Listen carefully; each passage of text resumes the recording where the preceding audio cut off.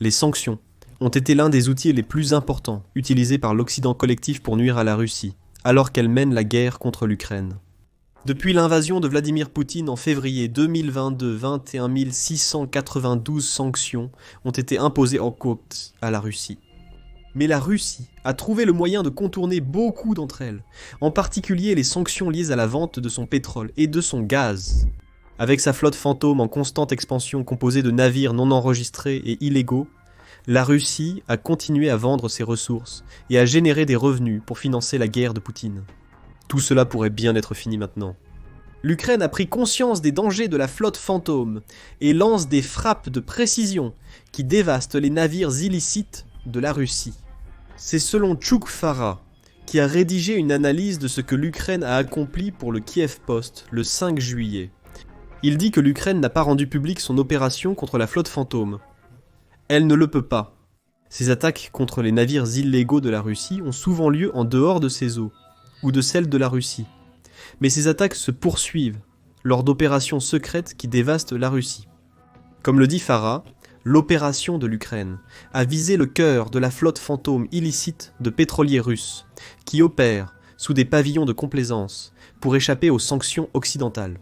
Ces navires sont le salut de Moscou, acheminant du pétrole pour financer sa guerre. L'Ukraine les cible mondialement.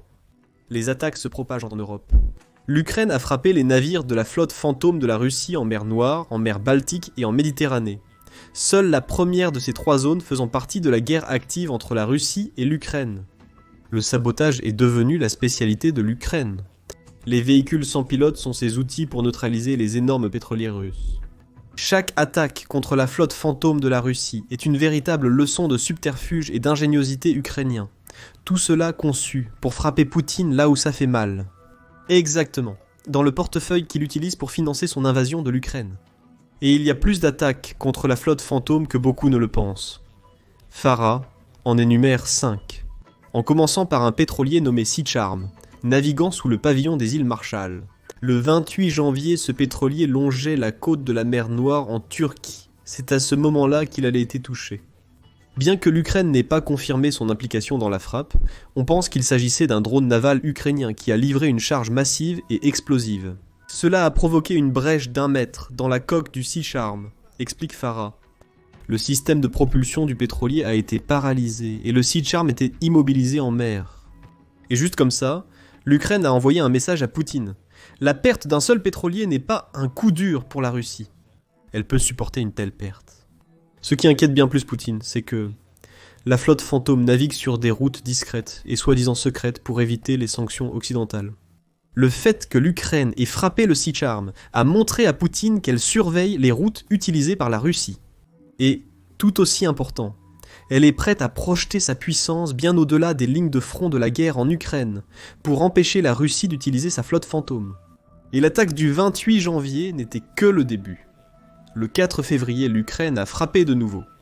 Cette fois, sa cible était un navire nommé le Grace Ferrum, naviguant sous pavillon libérien. Le navire était arrivé à Tobruk, en Libye, que Farah considère comme un centre du commerce pétrolier russe, contournant les sanctions. On pense que l'Ukraine a de nouveau utilisé un drone, car une puissante explosion a traversé le navire de l'intérieur, détruisant son arbre de propulsion et causant d'énormes dégâts. Les propriétaires du navire ont dû dépenser énormément pour le sauvetage.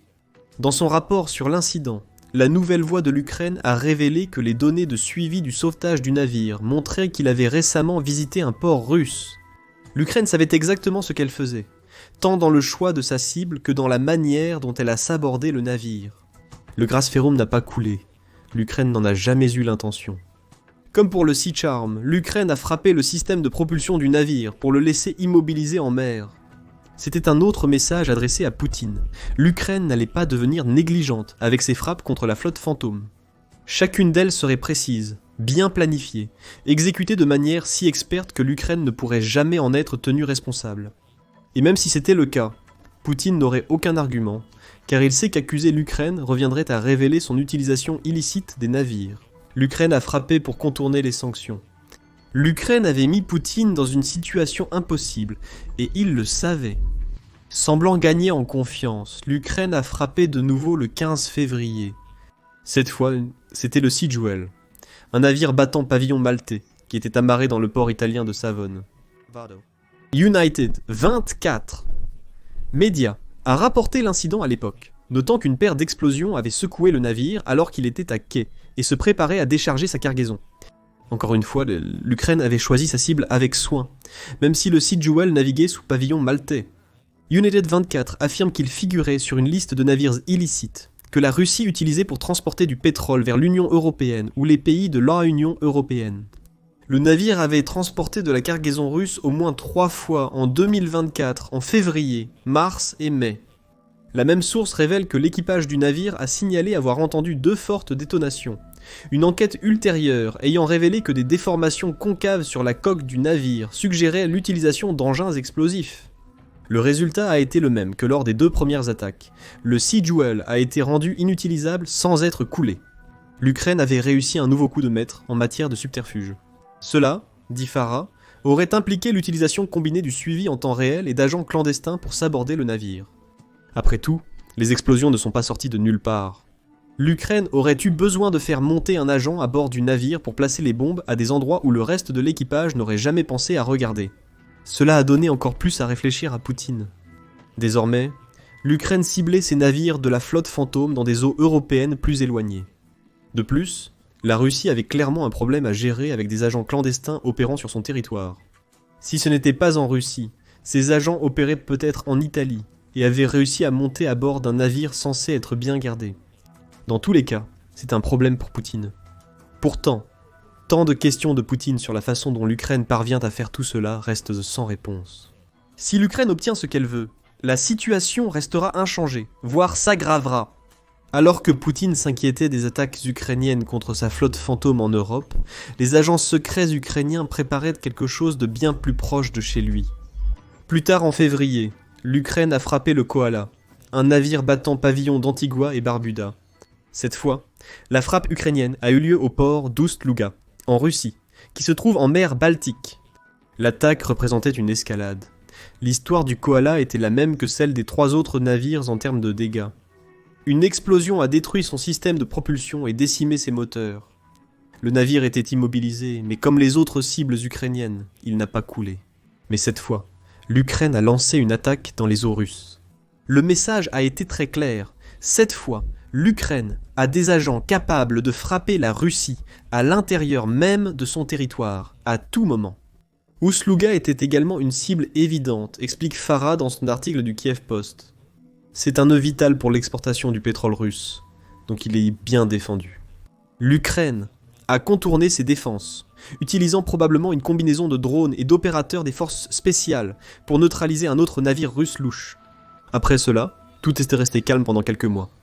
En mars, l'Ukraine était embarquée dans des montagnes russes, avec les États-Unis, l'administration Trump ayant d'abord coupé l'aide militaire américaine et le partage de renseignements, avant de rétablir les deux. Alors que le président ukrainien Volodymyr Zelensky a exprimé sa volonté de s'engager dans un cessez-le-feu de 30 jours les mois suivants, ont été marqués par de nombreuses tractations entre Zelensky, Poutine et le président américain Donald Trump, pour tenter de mettre en place ce cessez-le-feu. Le cessez-le-feu n'a jamais eu lieu. Poutine a dit non, encore et encore. Mais pendant tout ce temps, il semble que l'Ukraine ait suspendu les frappes contre la flotte fantôme dans l'espoir qu'un cessez-le-feu soit conclu. À l'été 2025, alors que Poutine lançait une nouvelle offensive en Ukraine, tout cet espoir avait disparu. L'Ukraine a décidé de relancer sa campagne contre la flotte fantôme. Et cela nous amène au 29 juin, et à la plus récente des frappes de la flotte fantôme de l'Ukraine. Sur la côte de Benghazi, en Libye, le Villamoura a été frappé. Naviguant sous pavillon maltais, le navire a été pris dans une puissante explosion. Le mode opératoire montrait exactement qui était responsable. L'arbre de propulsion et le système de direction du navire ont été détruits, le laissant flotter mais pratiquement inutilisable. Encore une fois, l'Ukraine avait montré à Poutine qu'elle connaissait les routes et les ports utilisés par ces navires de fantômes pour transporter leur cargaison. Implacable et efficace, l'Ukraine a anéanti un autre navire clé du commerce pétrolier de Poutine. Cette série de 5 frappes montre clairement que l'Ukraine prépare quelque chose d'intéressant depuis des mois, à partir du début de 2025. L'Ukraine a dû infiltrer des agents secrets en Russie et dans d'autres pays, en plus d'agir sur la base des renseignements fournis par ces agents et potentiellement d'autres sources. Dès qu'elle a identifié l'un des navires de la flotte fantôme de Poutine, l'Ukraine est passée en mode planification.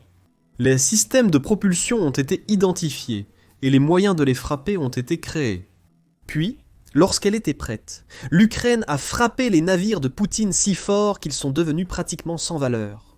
À moins que la Russie ne soit prête à investir massivement pour sauver les navires endommagés, Poutine n'a aucun recours. Il ne peut pas se plaindre de ce qui arrive à ses navires, car cela reviendrait à admettre l'existence de sa flotte fantôme. L'Ukraine a trouvé une méthode bien plus efficace pour arrêter la flotte fantôme que l'Europe ou les États-Unis. Personne n'a directement attaqué les navires suspects de la Russie, probablement par peur d'une escalade avec Poutine. L'Ukraine n'a pas de telles préoccupations. Elle comprend que les sanctions occidentales ne peuvent donc fonctionner que si la flotte fantôme est détruite. En mai dernier, pendant l'intervalle entre la première série de frappes de l'Ukraine et son attaque de juin, l'Union européenne a officiellement adopté une nouvelle série de sanctions contre la Russie. Cela comprenait l'inscription sur liste noire de 189 navires, rapporte Euronews. Cela a porté le nombre total de navires naviguant sous restriction à environ 350. Peut-être qu'une sorte d'interaction intéressante se produit ici. L'Europe annonce ses sanctions, sachant que Poutine est susceptible de les contourner. L'Ukraine prend connaissance des navires qui ont été sanctionnés et commence à recueillir des renseignements. Elle identifie quels navires représentent les meilleures cibles et frappe. Pendant ce temps, l'Union européenne peut prétendre qu'elle n'a rien à voir avec tout cela. Et c'est vrai, car elle ne fait rien de mal en annonçant les navires spécifiques qu'elle sanctionne. Encore une fois, Poutine ne peut rien faire contre tout cela. Bien sûr, tout cela n'est que conjecture. L'Ukraine n'a revendiqué aucune des frappes contre la flotte fantôme de la Russie. Mais il semble assez évident qu'elle en est à l'origine. Ce qui est vraiment important ici, c'est pourquoi ces attaques comptent. Pour comprendre cela, il faut se pencher sur ce qu'est la flotte fantôme de la Russie, et ce qu'elle apporte à Poutine. Alors qu'il poursuit son invasion de l'Ukraine, le Moniteur géopolitique propose un résumé solide. Il explique que Poutine a commencé à constituer une flotte fantôme à la suite de la série de sanctions annoncées par l'Occident contre la Russie après son invasion de l'Ukraine.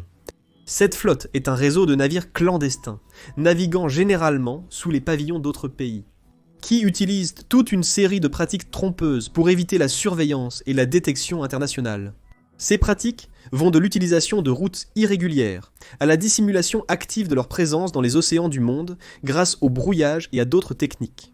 La Russie a beaucoup investi dans le développement de cette flotte. Geopolitical Monitor note que l'école d'économie de Kiev estime que la Russie a dépensé environ 10 milliards de dollars pour étendre sa flotte fantôme depuis 2022, qui comptait environ 400 navires en mars. 2025. Ces navires sont responsables du transport du pétrole russe vers des ports du monde entier, permettant à Poutine de contourner les plafonds de prix du pétrole et les autres sanctions imposées par l'Occident à son pays. En juin 2024, la Russie expédiait 41 millions de barils de pétrole par jour en utilisant sa flotte fantôme, celle-ci représentant 70% du commerce maritime de pétrole du pays et 89% de ses exportations totales de pétrole brut. La croissance a été constante pour la flotte fantôme depuis le début de la guerre en Ukraine. En février, l'Association internationale du barreau a qualifié la flotte de menace croissante, tout en soulignant comment la Russie l'utilise pour augmenter continuellement ses expéditions de produits pétroliers et de pétrole brut. En avril 2022, lorsque la flotte fantôme a commencé à apparaître, la Russie l'utilisait pour expédier 719 000 barils de brut par jour, ainsi que 455 000 barils de produits pétroliers. Un an plus tard, les chiffres étaient passés à 1 849 millions de barils de brut et 852 000 barils de produits pétroliers. En avril 2025, les expéditions de brut atteignaient 3 077 millions de barils par jour, avec 929 000 barils de produits pétroliers. Et la croissance continue. Le 3 juillet, la Pravda a rapporté que la flotte fantôme a triplé de taille depuis 2022, et c'est une estimation prudente. Ce qui avait commencé comme une flotte de moins de 100 navires en compte désormais entre 300 et 600, avec 40% des navires achetés auprès de vendeurs de l'Union européenne. La plupart des navires sont tellement vieux qu'ils approchent de la fin de leur durée de vie traditionnelle. La Pravda souligne même que le pétrolier fantôme typique a entre 20 et 25 ans, ce qui est bien plus vieux que la moyenne de 13 ans pour un pétrolier classique. Poutine s'en fiche. Tant qu'ils peuvent naviguer et transporter du fret, il est prêt à les acheter et à les utiliser. Il y a une raison simple pour laquelle cette croissance de la flotte fantôme est un problème aussi énorme pour l'Ukraine. Cela permet à l'argent de continuer à affluer en Russie, malgré les récents problèmes économiques du pays dont on a beaucoup parlé, et à juste titre. Le pays est en train de brûler ses réserves nationales, et est au bord de l'effondrement économique. Pour plus d'informations, regardez notre vidéo sur la situation économique catastrophique de la Russie. Cependant, la réalité est que tous ces problèmes seraient arrivés bien plus rapidement pour la Russie si ce n'était pas grâce à la flotte fantôme. Statista révèle cela dans un graphique qui couvre le montant des revenus que la Russie a tirés de ses exportations de combustibles fossiles entre le 24 février 2022 et le 7 juin 2025. Même avec les sanctions occidentales en vigueur, la Russie a réussi à générer la somme stupéfiante de 61 034 milliards de dollars de revenus pétroliers en un peu plus de 3 ans. Elle gagne également des milliards de dollars grâce au gaz et au charbon. Les anciens comptes représentaient 1 866 milliards de dollars entrant dans les caisses collectives de la Russie pendant la période étudiée par Statista, tandis que le charbon a rapporté à la Russie 9 322 milliards de dollars. Tout cet argent ne va pas directement dans la caisse de guerre de Poutine, mais une énorme partie, oui. Une grande partie de cet argent n'aurait jamais dû être accessible à la Russie. Gardez à l'esprit que selon l'Ukraine, la guerre de Poutine lui coûte jusqu'à 1 milliard de dollars par jour. En supposant que ce chiffre soit exact, les dépenses totales de la Russie pour la guerre ont déjà dépassé la barre des 1000 milliards de dollars. Avoir presque cette somme d'argent qui entre pendant la guerre, grâce aux ventes illicites de pétrole, de gaz et de charbon, a été d'une grande aide pour Poutine, à un moment où son pays a du mal à produire ou à vendre autre chose que ses combustibles fossiles. Il est donc clair pourquoi les frappes de la flotte fantôme ukrainienne sont cruciales. Chaque navire que l'Ukraine s'aborde est un navire qui ne peut pas transporter les produits que la Russie vend. Moins d'argent pour Poutine équivaut à moins de pression sur les lignes de front. La Russie ne peut pas fabriquer autant d'équipements. Elle ne peut pas payer autant de soldats. Et même si 5 navires peuvent y sembler être une petite égratignure dans le grand schéma des choses, l'Ukraine sait que chaque attaque réussie fait naître la peur dans le cœur de Poutine. Cela pourrait avoir le même effet sur ceux qui équipent les navires douteux de la Russie. Combien de temps encore la promesse de pouvoir profiter des affaires illicites de Poutine séduira-t-elle ses équipages si l'Ukraine continue de bombarder les navires sur lesquels il navigue ? Seul le temps nous le dira. Maintenant, une autre raison pour laquelle les frappes de la flotte fantôme de l'Ukraine sont importantes, c'est qu'elles mettent en évidence à quel point les techniques de guerre asymétriques du pays sont devenues efficaces. C'est précisément ce que sont les frappes de la flotte fantôme. Une stratégie asymétrique qui ne correspond pas à la bataille traditionnelle que Vladimir Poutine essaie de mener sur le territoire ukrainien. Ce genre de technique est devenu courant pour l'Ukraine, a déclaré la recherche et le conseil de train. En mai 2024, il a également été noté que l'Ukraine, en tant que plus petite des deux nations impliquées dans le conflit, dispose de capacités et de stratégies des militaires différentes de celles de la Russie. Pour compenser ces lacunes, l'Ukraine a eu recours à tout, de la guérilla sur son propre territoire aux cyberattaques et aux opérations visant à frapper la Russie là où ça fait mal. L'utilisation de drones par l'Ukraine est l'exemple parfait, se concentrant sur la production de masse de véhicules sans pilote. L'Ukraine a ainsi pu rééquilibrer les forces face à l'avantage considérable de la Russie en termes de main-d'œuvre et de ressources. Elle a également utilisé ces drones pour mener des frappes que Vladimir Poutine n'aurait jamais pu prévoir. Prenons l'opération Toile d'araignée comme exemple. Début juin, l'Ukraine a réussi à mener une attaque en faisant pénétrer plus de 100 de ses drones à vue subjective en Russie. Des drones ont attaqué 4 bases aériennes russes, détruisant plusieurs bombardiers nucléaires lors de l'assaut. Cela reflète ce que l'on observe avec les frappes de la flotte fantôme de l'Ukraine, tant par leur caractère clandestin que par l'utilisation des forces spéciales ukrainiennes. Le 13 juin, le journal de la Sécurité nationale a ajouté à cela, en notant que l'Ukraine a lancé une véritable campagne de guérilla, à grande échelle contre la Russie, en utilisant des agents opérant sur le territoire russe. Les frappes de sabotage contre la logistique, les infrastructures et les avancées militaires russes, ainsi que les attaques contre les sources de revenus de la Russie par la flotte fantôme, s'inscrivent dans cette stratégie. Dans le cadre de cette stratégie, l'Ukraine a su adapter ses tactiques asymétriques à l'évolution de la guerre menée par Poutine. Quand la Russie a attaqué avec des chars, l'Ukraine a riposté avec des drones. Lorsque Poutine a ordonné la création d'un vaste complexe militaro-industriel dans son pays pour augmenter la production en temps de guerre, l'Ukraine a répondu en attaquant des installations de fabrication sur le territoire russe. Lorsque Poutine a dépensé plus de 14 milliards de dollars pour construire une flotte branlante de pétroliers afin de contourner les sanctions occidentales, l'Ukraine a de nouveau répondu. Elle a commencé à saborder ses pétroliers, et il y a de fortes chances qu'elle continue à le faire. Cela inquiétera encore plus Poutine. Il sait qu'il ne peut rien faire contre les tactiques de guerre asymétriques de l'Ukraine. Les agents du pays sont trop compétents, et la Russie a passé plus de 3 ans à essayer, sans succès, de les attraper lors de leurs différentes opérations. Maintenant, Poutine doit faire face au fait que l'Ukraine élargit son champ d'action. C'est ce qui est évident avec ces attaques de la flotte fantôme. La Libye, l'Italie et la Turquie sont toutes devenues des cibles à leur manière. Bien sûr, l'Ukraine ne frappe directement aucun de ces pays, mais elle détruit les navires de Poutine lorsqu'ils naviguent près de ces nations où y accostent. L'Ukraine a réussi d'une manière ou d'une autre à rendre sa stratégie asymétrique mondiale, ce qui est encore une chose à laquelle Poutine ne pouvait pas s'attendre. La flotte fantôme est loin d'être détruite, mais chaque frappe menée par l'Ukraine équivaut à une perte de cargaison et oblige la Russie à investir dans de nouveaux navires. Si l'Ukraine parvient à maintenir ce rythme, cela causera d'énormes dégâts aux sources de revenus de la Russie, à un moment où les décisions de Poutine ont laissé son économie au bord de l'effondrement. Désormais, l'Ukraine a redéfini la guerre dans sa lutte contre l'expansionnisme de Poutine. Nulle part cela n'est plus évident que dans les nombreuses innovations en matière de drones qui ont permis à l'Ukraine d'aller aussi loin.